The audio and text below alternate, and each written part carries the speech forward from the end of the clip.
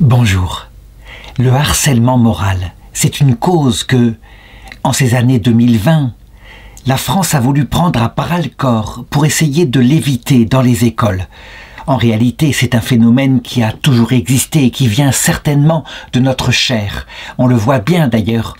Les louveteaux, par exemple, quand il y en a un qui est un peu différent des autres, un petit peu plus timide, eh bien, il est souvent persécuté par la meute tout entière, et en particulier par ses frères. Il ne faudrait pas croire que, lorsqu'on est enfant, on est moins capable de harcèlement que lorsqu'on est adulte. Le harcèlement, quand on est pris par un effet de meute, est quelque chose de véritablement destructeur, tout simplement parce que les petits-enfants ont besoin de faire partie du groupe, d'être intégrés pour pouvoir se développer. Voilà pourquoi la loi et les adultes ont voulu essayer de modérer cette affaire. Normalement, ça doit être fait par les parents ou par l'institutrice, mais lorsque ce n'est pas fait, quelquefois, la justice va s'en mêler.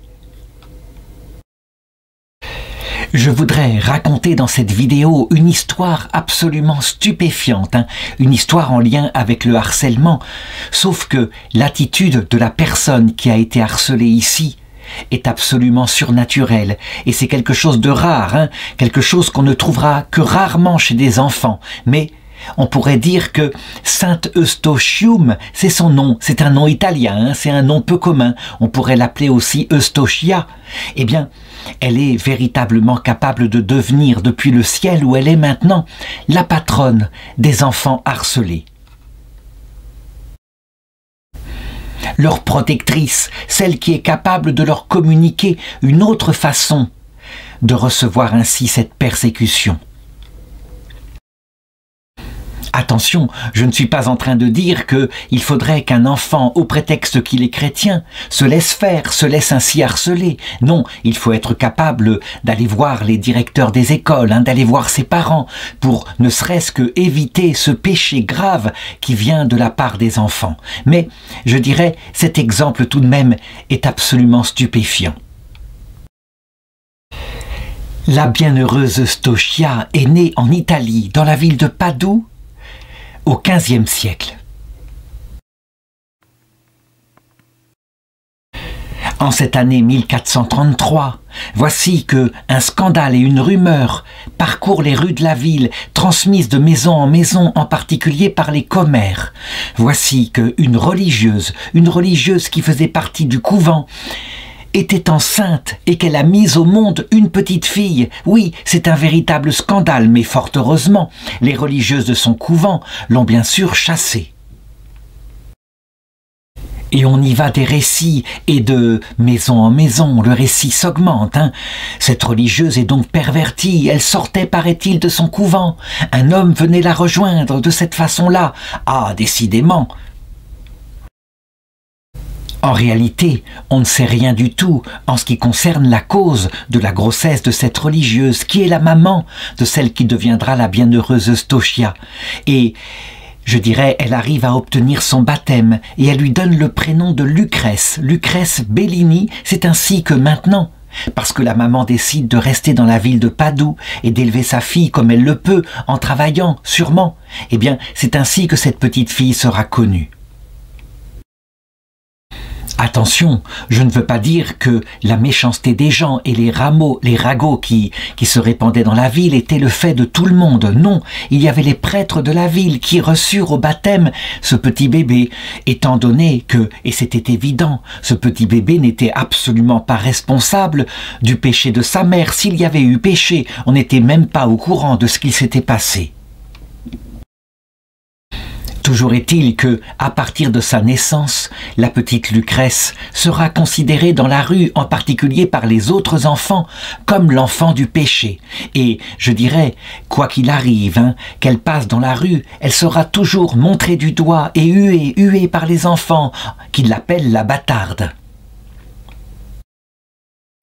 Évidemment, il ne faut pas se faire d'illusions. Si les enfants agissent ainsi, c'est bien parce que les parents eux-mêmes ne leur en ont pas donné l'interdiction.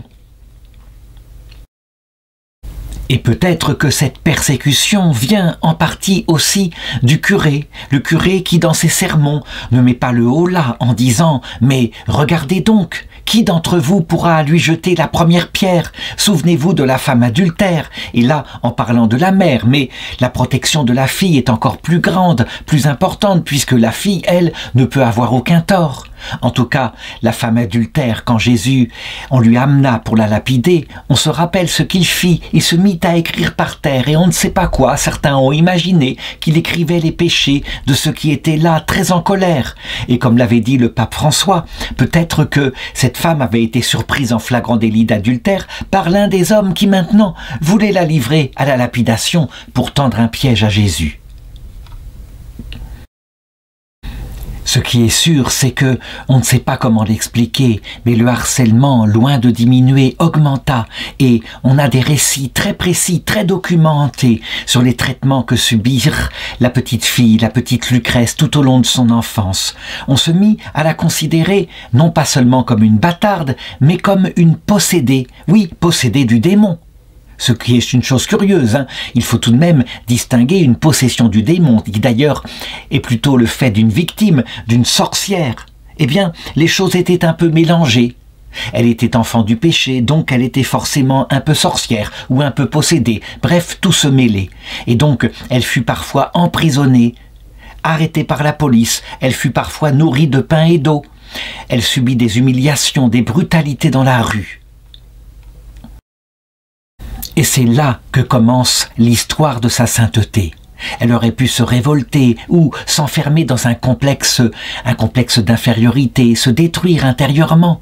Mais parce que sa maman était une ancienne religieuse et que, véritablement, elle essayait d'éduquer au mieux sa fille, elle lui parla des souffrances que Jésus lui-même avait subies à sa croix, qu'il avait subi toutes les humiliations qu'elle pourrait subir. Et c'est ainsi que, eh bien, Lucrèce, loin de se révolter, s'enfuit à l'intérieur de son cœur dans la patience et l'humilité. Loin de s'aigrir, elle se mit à contempler tout au long de sa jeunesse les souffrances de Jésus et, du coup, voyant et contemplant ce qu'il avait souffert, la façon dont on lui avait craché dessus, à chaque fois que cela lui arrivait, eh bien, elle s'unissait un peu plus à la passion de Jésus. Et c'est ainsi que peu à peu, eh bien, son cœur devint un cœur simple, un cœur humble, un cœur sans aucune vanité.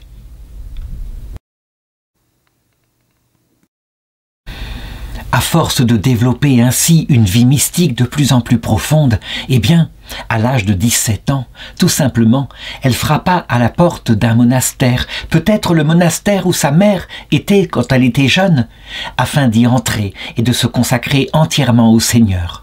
Ce qui est étonnant, c'est que les sœurs la reçurent positivement, elle fut acceptée, ce qui, il faut le reconnaître, est quelque chose de grand. Cependant, malgré tout, il y eut quelque chose de moins grand, à savoir que elle fut gardée dans le secret du couvent, et son origine, le fait qu'elle était bâtarde, fit qu'elle prit le vêtement, mais qu'elle fut toujours cachée.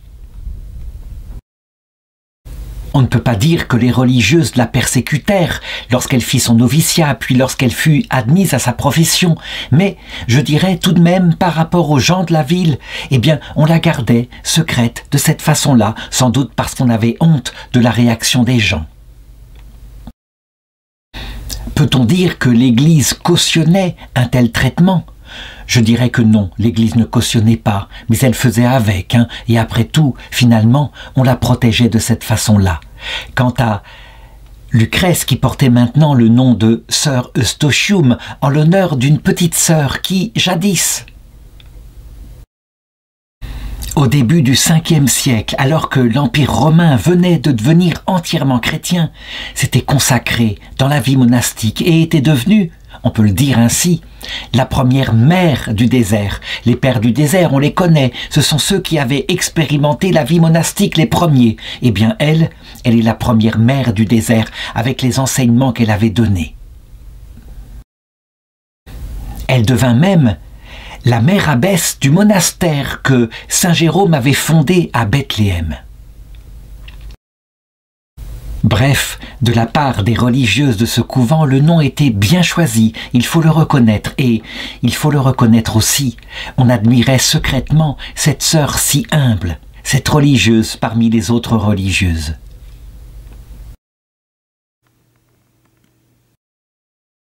Voilà, il n'y a rien d'autre à dire et le secret de son cœur devait être gardé par le Seigneur pour toujours, en tout cas pour être révélé à nous lors du jugement universel.